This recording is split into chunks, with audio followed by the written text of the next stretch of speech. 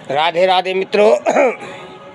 मैं आपको कुछ ग्रहों के बारे में जानकारी देना चाहता हूं, जो आप लिख कर सीख सकते हैं या आप ध्यान से पूर्वक से भी सुनेंगे तो आप आराम से उसे समझ सकते हैं।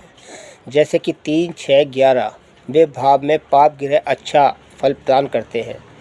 जैसे कि 3, 6, 11वें भाव में यदि पाप ग्रह अच्छा फल प्रदान कर सकते हैं, जैसे कि आप ये समझे 6, 8, 12 भाव के स्वामी जहाँ भी बैठते हैं उसको ही हानि पहुँचाते हैं।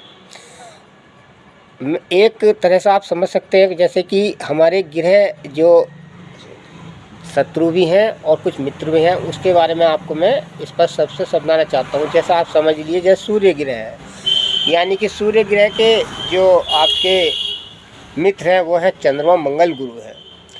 शत्रु हैं बुध, शुक्र, शनि, राहु, है ना। अब चंद्रमा के यानी कि सूर्य, मंगल, गुरु जो है इनके मित्र हैं, और शत्रु हैं बुध, शुक्र, शनि, गुरु, राहु इनके शत्रु हैं। जैसे मंगल है, मंगल के जो मित्र हैं वे हैं सूर्य है, चंद्रमा है, गुरु है। और इनके शत्रु कौन कौन से हैं? बुध है, शुक्र है, शनि, राहु है।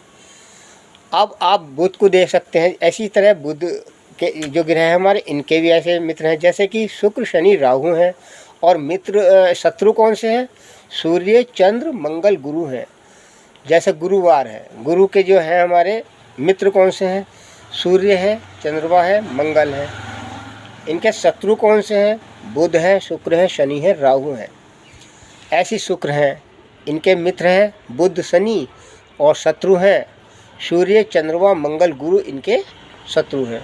इसी तरह से शनिदेव है, शनिदेव महाराज के भी जो है मित्र जो है ये है बुध है, शुक्र है, राहु इनके मित्र हैं, और इनके जो शत्रु हैं सूर्य है, चंद्रमा है, मंगल है, गुरु है।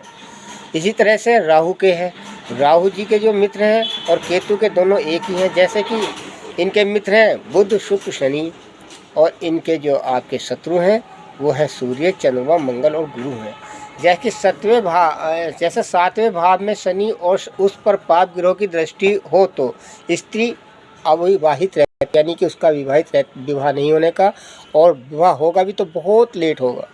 जैसे कि आप ये समझिए, सप्तमेश यानी कि शनि के साथ स्थित हो, यदि सप्तमेश शनि के साथ स्थित हो या दृष्ट हो तो बड़ी आयु में विवाह होता है।